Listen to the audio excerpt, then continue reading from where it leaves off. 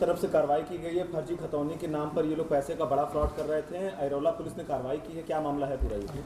थाना अयरौला की पुलिस को एक बड़ी सफलता मिली है और एक 4 सदस्यीय गिरोह का पर्दाफाश किया गया है। इनके द्वारा कई सारे ऐसी घटनाएं की गई हैं जिसमें फर्जी खतौनी के आधार पर लोगों के साथ धोखाधड़ी की गई है।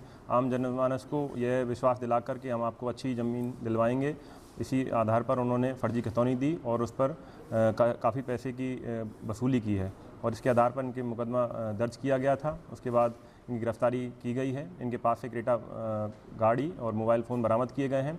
जब इनका आपराधिक इतिहास का अवलोकन किया गया तो इन्होंने पूर्व में भी 4 से 5 घटनाएं इनके द्वारा की गई हैं। इसके अलावा जो इसका गिरोह का जो सरगना है शोभनाथ सेठ, उसके ऊपर 20 से अधिक NI एक्ट के मुकदमे भी कोर्ट में प्रचलित हैं।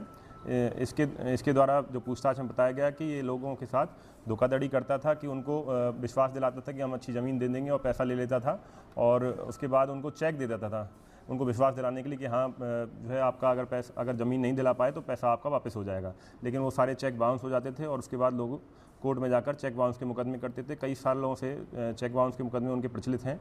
उनमें भी कई में ये हाजिर नहीं होता था और भगा रहता था। इसी बीच एक घटना जिसमें फर्जी खतौनी के आधार पर इसने जो पैसा लिया था उसका हमको सूचना प्राप्त हुई थी, जिस पर थाना अयरौला पर मुकदमा दर्ज किया गया था और आज इसकी गिरफ्तारी की गई है। सर, ये प्रॉपर्टी डीलर के तौर पे काम करते थे या फिर पर्टिकुलर किसी लोग को टारगेट करके काम करते थे सर? ये प्रॉपर्टी डीलिंग का काम असल में करते थे, पर ज़्यादातर काम इनका फर्जी खतौनी के आधार पर लोगों को विश्वास दिलाना कि आपको अच्छी ज़मीन दिलाएंगे और उसी आधार पर उनसे पैसा वसूलने का काम ये लोग करते थे। सर, अभी तक कितने लोगों को शिकार बना चुके हैं ये लोग? जैसे मैंने आपको बताया कि 5 मुकदमे इनके पूर्व से पंजीकृत हैं। इसके अलावा 20 NI एक्ट के मुकदमे कोर्ट में चल रहे हैं।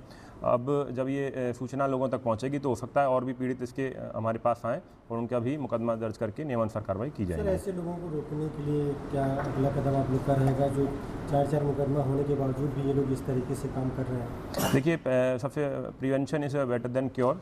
तो हम लोगों से ये अपील करेंगे आपके माध्यम से कि कोई भी ज़मीन खरीदने से पहले विश्वास पहले अपने आप को जीत लें। पहले ये देख लें कि तहसील में उसकी खतौनी सही है कि नहीं। खतौनी का परीक्षण तहसील जाकर लेखपाल के माध्यम से या कानून के माध्यम से SDM साहब के माध्यम से कर लिया जाए। उसके अलावा पुलिस के माध्यम से उसका आपराधिक इतिहास भी व्यक्ति का चेक कर लिया जाए, कहीं वो व्यक्ति फर्जी या फ्रॉड व्यक्ति तो नहीं है।